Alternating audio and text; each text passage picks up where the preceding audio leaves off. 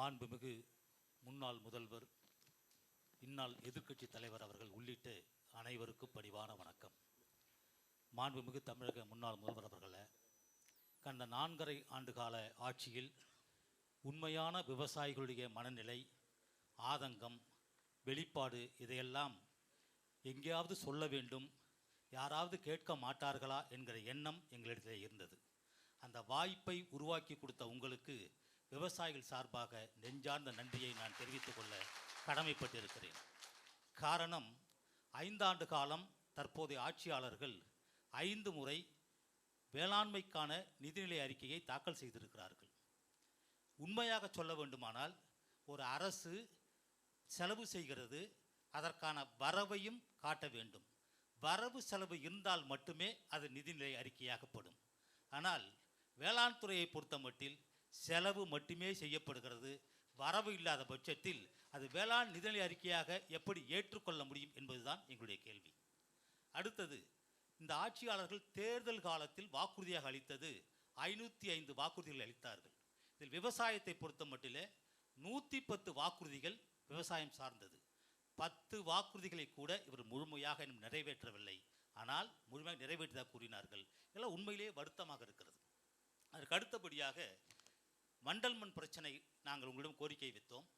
35 ஆண்டுகளுக்கு பிறகு உழவர்களுடைய உரிமையான வண்டல் மண்ணை எடுப்பதற்கு நிபந்தனை இல்லாத அனுமதியை கொடுத்தீர்கள். இந்த 4.5 ஆண்டுகால ஆட்சியிலே வண்டல் மண் எடுப்பதிலே நெறிமுறை கிடையாது, வரையறை கிடையாது. பெயருக்கு திட்டத்தை அறிவித்துவிட்டு விவசாயிகள் வண்டல் மண் முழுமையாக எடுக்க முடியாத நிலைதான் தற்போது தொடர்கிறது.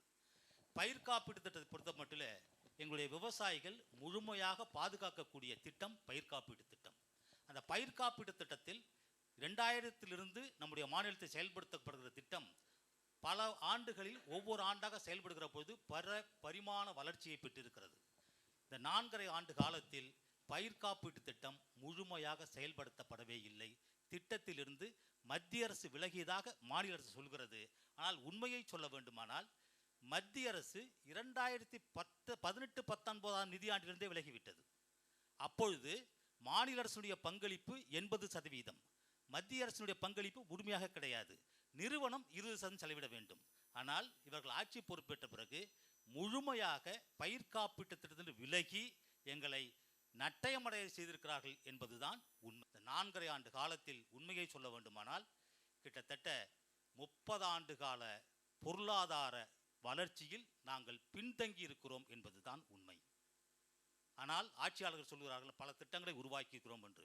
சமீபத்தில் கூட 43வது திட்டத்தை சிதம்பரத்தில் உங்களை தேடி முதல்வர் என்று அறிவித்திருக்கிறார்கள். 13 திட்டங்கள் மனுக்களை வாங்க மட்டுமே செயல்படுத்தியிருக்கிறார்கள். ஒவ்வொரு விவசாயியும் ஒரே ஒரு நிகழ்வுக்காக, ஒரு தேவைக்காக 13 திட்டங்களுக்கு மனு கொடுத்திருக்கிறார்கள். இன்று வரை எந்த மனுக்கும் தீர்வு ஏற்படுத்தப்படவில்லை. உண்மையை சொல்ல வேண்டுமானால், எங்களுடைய வாழ்வாதாரம் சீரழிக்கப்பட்டிருக்கிறது என்பதுதான் உண்மை.